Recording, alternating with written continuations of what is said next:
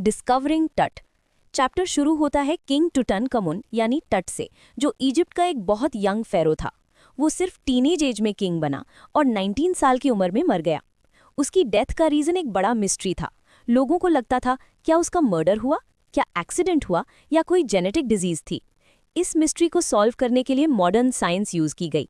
जनवरी 2005 में टट की मम्मी को वैली ऑफ द किंग से निकाला गया। साइंटिस्ट्स ने एक सीटी स्कैन मशीन लाकर उसकी मम्मी का स्कैन किया। पर्पस था डेथ का रियल रीज़न पता करना, फिजिकल इंजरीज चेक करना, फैमिली लिनिएज समझना। ये स्कैन करते वक्त मम्मी को बहुत केयरफुली हैंडल किया गया क्योंकि वो 3000 साल पुरानी थी। अब स्टोरी फ्लैशबैक में जाती है। हार्वर्ड कार्टर, एक ब्रिटिश आर्कियोलॉजिस्ट, ने 1922 में टट की टूम्ब डिस्कवर की। टूम्ब ऑलमोस्ट इंटैक्ट थी, जो इजिप्ट में रेयर है। अंदर बहुत सारे गोल्डन ट्रेजर्स मिले। इस डिस्कवरी ने टट को दुनिया का सबसे फेमस फेरो बना दिया। टट का रियल नाम था टुटनखातेन, लेटर चेंज करके टुटनकामुन किया गया। उसके फादर शायद अखेनातेन थे। अखेनातेन ने इजिप्ट में सन वर्शिप यानी आतेन इंट्रोड्यूस किया था। टट ने बाद में पुराने आमुन रिलीजन को वापस रिस्टोर किया। ये रिलीजियस चेंज उसके रूल का इम्पॉर्टेंट पार्ट था। टट की डेथ के बारे में पहले लोगों ने कई थ्योरीज दी। मर्डर स्कल फ्रैक्चर के बेसिस पर, एक्सीडेंट चैरियट से गिरना, वीक हेल्थ। लेटर स्कैन्स ने बताया स्कल डैमेज शायद ममिफिकेशन के टाइम हुआ था। उसकी लेफ्ट लेग फ्रैक्चर था। इन्फेक्शन और हेल्थ इश्यूज हो सकते थे।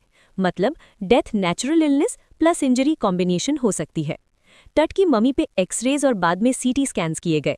फाइंडिंग्स थी bone structure, facial reconstruction, health conditions. Scientists को यह भी पता चला कि टट के पेरेंट्स क्लोज रिलेटिव्स थे, जिससे जेनेटिक प्रॉब्लम्स हो सकती थी। टट की टूम्ब की डिस्कवरी के बाद एक मिथ फेमस हुआ, जो भी फेरो की टूम्ब डिस्टर्ब करेगा वो मर जाएगा। डिस्कवरी के स्पॉन्सर लॉर्ड कार्नवन की डेथ हो गई।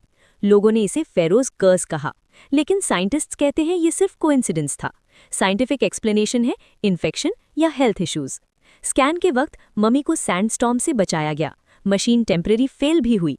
टीम टेंस थी, बट फाइनली स्कैन सक्सेसफुल हुआ। डिजिटल इमेजेस मिली, मिस्ट्री थोड़ी क्लियर हुई। ये मोमेंट साइंस और हिस्ट्री का पावरफुल कॉम्बिनेशन था। चैप्टर का मेन मैसेज है हिस्ट्री सिर्फ पास्ट नहीं होता, साइंस उसे दोबारा जिंदा करता है। टट की कहानी अभी भी कंप्लीट सॉल्व नहीं हुई, लेकिन मॉडर्न टेक्नोलॉजी से हम एंशिएंट मिस्ट्रीज समझ सकते हैं।